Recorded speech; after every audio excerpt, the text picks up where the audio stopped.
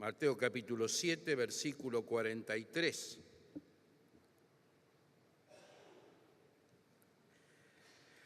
Dice así la palabra de Dios: guardaos de los... versículo 15. Mateo 7 no tiene 43 versículos. Versículo 15, dice: guardaos de los falsos profetas que vienen a vosotros con vestidos de ovejas, pero por dentro son lobos rapaces. Por sus frutos los conoceréis. ¿Acaso se recogen uvas de los espinos o higos de los abrojos? Así todo buen árbol da buenos frutos, pero el árbol malo da frutos malos. No puede el buen árbol dar malos frutos, ni el árbol malo dar frutos buenos. Todo árbol que no da buen fruto es cortado y echado en el fuego. Así que por sus frutos los conoceréis. No todo el que me dice Señor, Señor entrará en el reino de los cielos, sino el que hace la voluntad de mi Padre que está en los cielos. Muchos me dirán en aquel día: Señor, Señor, ¿no profetizamos en tu nombre y en tu nombre echamos fuera demonios y en tu nombre hicimos muchos milagros? Entonces les declararé: nunca os conocí, apartaos de mí, hacedores de maldad. Cualquiera pues que me oye estas palabras y las hace, le compararé a un hombre prudente que edificó su casa sobre la roca. Descendió lluvia y vinieron ríos y soplaron vientos y golpearon contra aquella casa y no cayó porque estaba fundada sobre la roca. Pero cualquiera que me oye estas palabras y no las hace, le compararé a un hombre insensato que edificó su casa sobre la arena. Y descendió lluvias y vinieron ríos y soplaron vientos y dieron con ímpetu contra aquella casa y cayó, y fue grande su ruina. Cuando terminó Jesús estas palabras, la gente se admiraba de su doctrina, porque les enseñaba como quien tiene autoridad y no como los escribas. Versículo 28 dice: y cuando terminó Jesús estas palabras. Muchas veces miramos este pasaje y salta como un pasaje conocido, querido, la historia de las dos casas, de los dos hombres, de los dos fundamentos. Pero esto no está separado de todo el Sermón del Monte. El Señor está terminando de dar el Sermón del Monte. No es un pasaje aparte. Cuando el Señor dice: cualquiera que me oye estas palabras y las hace, está diciendo: ustedes recuerdan lo que yo les hablé. Yo he estado todo este tiempo, desde que me senté y comencé a hablar con ustedes, he estado todo este tiempo dándoles mis palabras, mis enseñanzas. Nosotros podríamos decir aquí, en este ámbito, que hemos estado repasando durante todos estos domingos lo que el Señor Jesús nos dijo. Hemos visto el carácter del cristiano, particularmente en las bienaventuranzas. Hemos visto la influencia del cristiano. El lema de nuestra iglesia tiene que ver con esos versículos. Ustedes son la sal y ustedes son la luz. Hemos visto la diferencia entre la justicia de los fariseos y la justicia del cristiano. Hemos visto la diferencia entre la piedad para hacerse ver de los fariseos y la piedad del cristiano, cómo debe ser. Hemos visto las relaciones, cómo deben ser las relaciones de los cristianos, la ambición del cristiano, la entrega del cristiano. Hemos visto todos estos temas en estos domingos y llegamos a este domingo para cerrar esta serie de temas sobre el Sermón del Monte y escuchamos la voz del Señor Jesucristo cerrando el sermón. Y tiene dos partes interesantes. En primer lugar,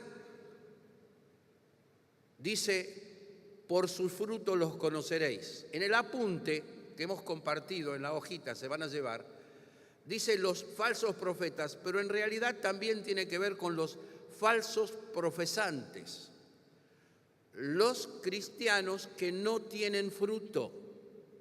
El Señor Jesucristo, ahí en Juan capítulo 15, el que está en mí y yo en él, este lleva mucho fruto.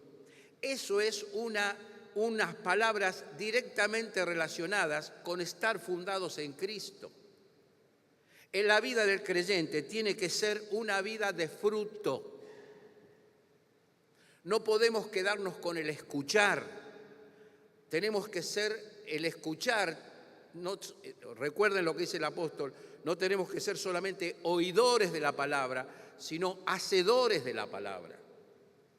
El Señor busca frutos. Pensando en uno de los temas, el Señor busca frutos en nuestro carácter. Tenemos que ser mansos, tenemos que ser humildes, tenemos que ser pacificadores. En las palabras del apóstol Pablo en 2 Timoteo capítulo 2, al final dice, y el siervo de Dios no tiene que ser contencioso, sino amable para con todo, sufrido. El perfil de Cristo, el perfil del carácter de Cristo debe verse en mi carácter.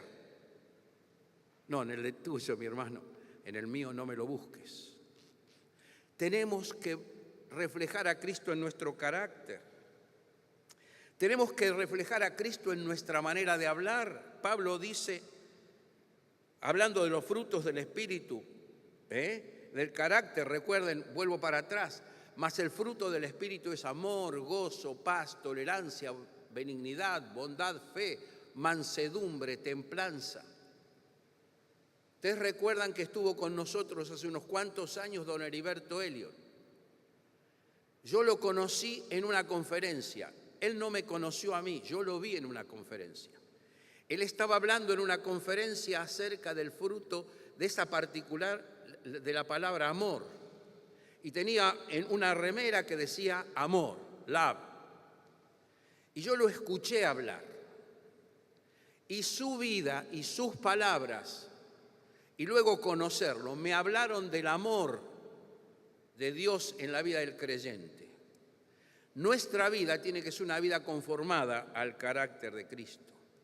Ese carácter de Cristo y ese fruto se ve también en nuestras expresiones, nuestras palabras, nuestra conducta con el otro. Dice Hebreos, así que ofrezcamos siempre a Dios por medio de Él sacrificio de alabanza, frutos de labio que confiesen su nombre. Y sigue, y de hacer bien y de la ayuda mutua no os olvidéis, porque de tales sacrificios se agrada a Dios. Ese carácter de Cristo debe reflejarse en nuestra vida, en nuestra relación con los otros, en nuestro lenguaje con los otros, en nuestra acción con los otros. Pero ese fruto también debe verse en una vida santa, en una vida de estar apartados para Dios, una vida de santidad. Sed santos, porque yo soy santo. Dice Romanos 6:22, mas ahora que habéis sido liberados del pecado y hechos siervos de Dios, tenéis por vuestro fruto la santificación. Fruto de nuestra vida tiene que ser la vida santa, una vida apartada para Dios. No una vida apartada del mundo en cuanto a estar en el mundo siendo luz y sal, sino apartada de la cultura del mundo, viviendo los parámetros de Cristo tal cual los hemos aprendido en el Sermón del Monte. Por eso, mi hermano, mi hermana, te invito a que volvamos a leer el Sermón del Monte y tomando cada expresión como una exigencia de Dios para nuestra vida. Y esa santidad se ve en buenas obras. Colosenses 1, 9 y 10. Por lo cual también nosotros, dice Pablo, desde el día que lo oímos, no cesamos de orar por vosotros y de pedir que seáis llenos del conocimiento de su voluntad en toda sabiduría e inteligencia espiritual, para que andéis como es digno del Señor, agradándole en todo, llevando fruto en toda buena obra y creciendo en el conocimiento de Dios. Buenas obras. Es interesante mirar la expresión buenas obras o la expresión obras en el Nuevo Testamento. Obras son las que hace el hombre. Buenas obras son las que Dios preparó de antemano para que andemos en ellas.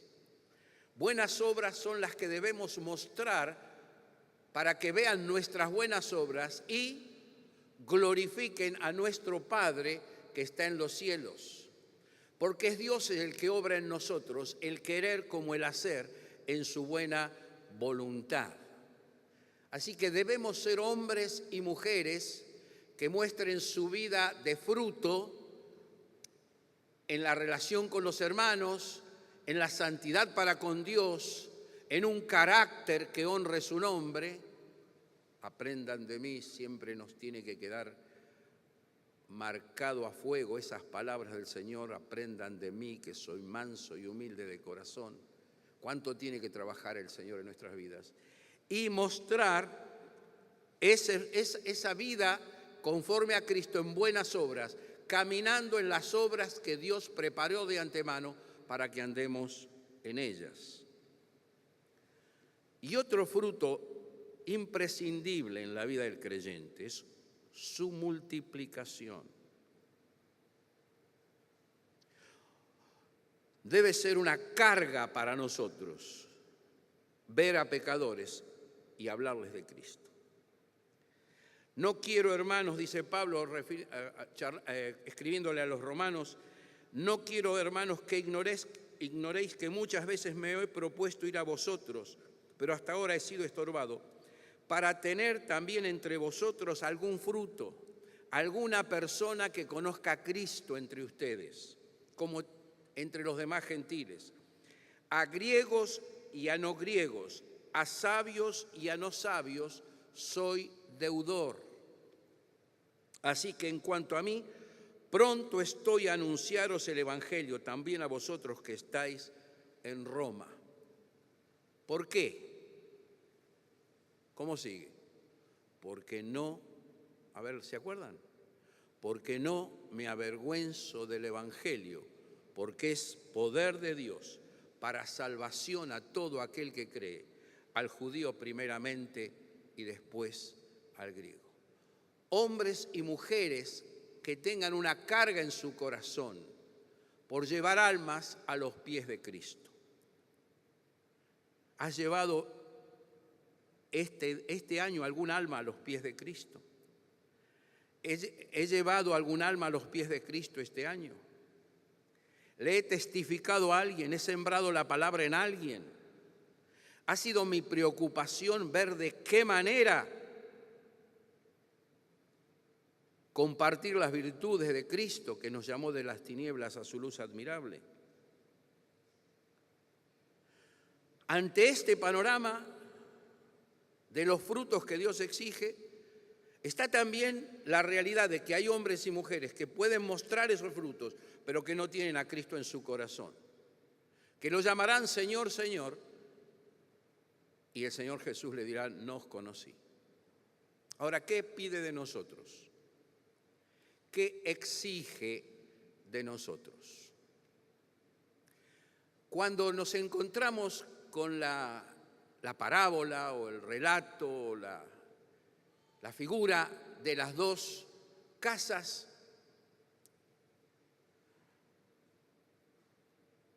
pensamos en la base, pero tenemos que pensar primero en la construcción, porque de eso habla el párrafo. Es posible que tuvieran el mismo plano, es posible que usaran los mismos materiales. A la vista, las dos casas eran iguales, pero una casa estaba fundada en la suficiencia del hombre y otra casa estaba fundada en la roca. Una casa estaba fundada en la arena y otra casa estaba fundada en la roca. Una casa estaba fundada en la soberbia, en el yo puedo, en el yo sé, en el yo quiero, y otra casa estaba fundada en Cristo. Muchas veces, fue bueno el coro ese, ¿no? Muchas veces te fallé, pero tú fuiste fiel. Hermanos, lo que está diciendo el Señor al cerrar el discurso es: vengan a mí, vivan cerca mío, aprendan de mí. Yo les voy a explicar cómo debe ser el carácter de ustedes. Yo les voy a explicar cómo debe ser la influencia de ustedes. Yo les voy a explicar cómo debe ser la justicia de ustedes. Yo les voy a decir cómo debe ser la piedad de ustedes. Pero tienen que venir a mí. Y es lindo mirar allí en Marcos capítulo 3, dice, viendo la multitud subió al monte, dice, y llamó así a los que él quiso. Soberanía, y vinieron a él.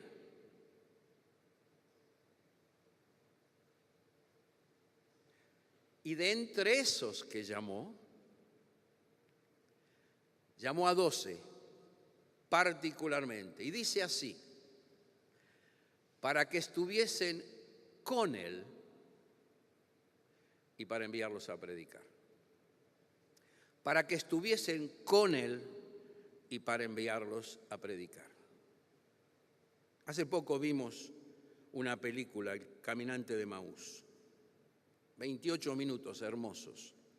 Hay un libro que se llama El Caminante de Maús, que es el relato de la obra redentora de Dios a través de toda la Escritura.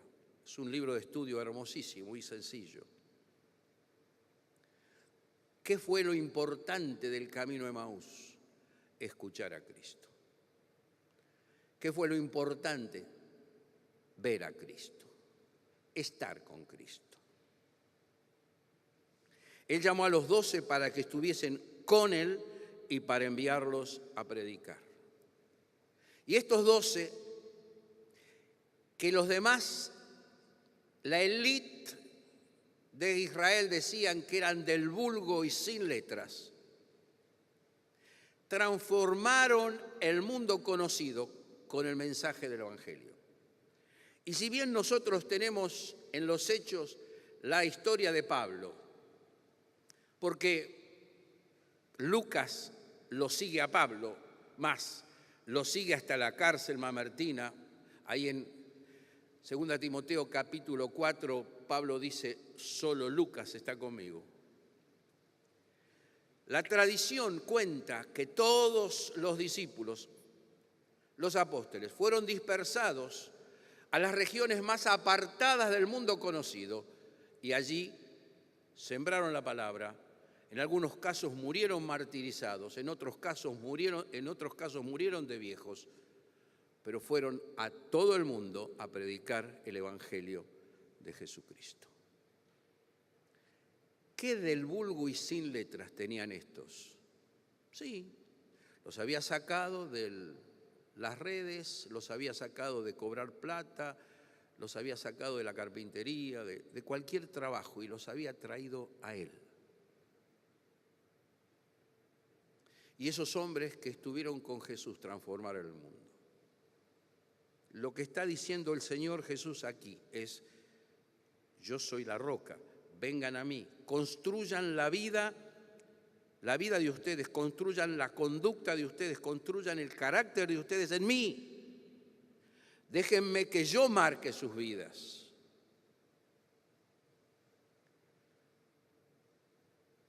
Y van a tener fruto. Pero cuidado, cualquiera que oye mis palabras y no las hace, le compararé a un hombre insensato que edificó su casa sobre la arena. Y no va a haber fruto, y no va a haber bendición, y no va a haber corona, nada. Si hacemos lo que hagamos en nuestras fuerzas, sin ir a Cristo, sin basarnos en Cristo, sin vivir en comunión con Cristo. Separados de mí, ¿recuerdan? Nada podéis hacer. Los hombres podrán ver una casa igual. Los hombres podrán decir, qué bien. Mirá qué tal es Benito. Pero si yo no vivo en comunión con Cristo, si no vivo dependiendo de Cristo, si no vivo buscando honrar a Cristo, si no vivo proclamando a Cristo, si no vivo obedeciendo a Cristo, todos podrán ver lo que quieran ver. Pero cuando me presente delante del trono y del Cordero, Él me va a decir, te tocó el ranchito de la Cambicha, allá. Eso chiquitito. ¿Y por qué, Señor? Yo fui coordinador de los centros comunitarios, anciano de la iglesia en Villarreal, timpi, pingri, le puedo contar todo. Lo hiciste en tus fuerzas, no sirvió. No generaste tesoros aquí, no construiste aquí, no tiraste ladrillos para acá, te quedaste con los ladrillos de allá. Y voy a ser salvo, y voy a adorarle, pero no habré honrado a Cristo en mi vida. Vos y yo, hermano, hermana, tenemos que trabajar en nuestras vidas la comunión íntima con Cristo. Separados de mí, nada podéis hacer. Si lo volvemos a leer, el Sermón del Monte, leámoslo a la luz de estas palabras. Separados de mí, nada podéis hacer. Yo me puse arriba hoy, para que me vean todos, así a celito. Y como yo me estoy achicando a la medida del hito, entonces me subo. Pero el Señor siguió sentado en la roca, Él siguió sentado ahí en esa roca, en la montaña. Y cada vez que yo pienso en esto, pienso esa roca donde estaba Él sentado, era el trono del universo. Y Él está en el trono y sigue dando órdenes. Y requiere que nosotros le sirvamos. Gracias, Padre, por este tiempo, por tu palabra. Nos da temor el pensar que seamos hombres y mujeres que edifiquemos sobre la arena. Por eso te pedimos, Señor, que nos perdones y que por tu Espíritu nos muestres más a Cristo y aprendamos a conocerle más, a amarle más, a buscar estar en comunión íntima con Él, para que nuestras vidas se parezcan a Cristo, para que todo lo que hagamos sea el resultado de nuestra comunión con Cristo, que todo lo que hagamos indique que estamos fundados en Cristo. Gracias, Padre, por este tiempo, en el nombre del Señor Jesús. Amén. Tengamos la oración de a dos, hermanos,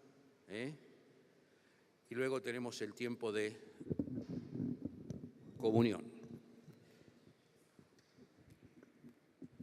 Nuestro hermano Carlos Marcos fue operado el jueves o el viernes.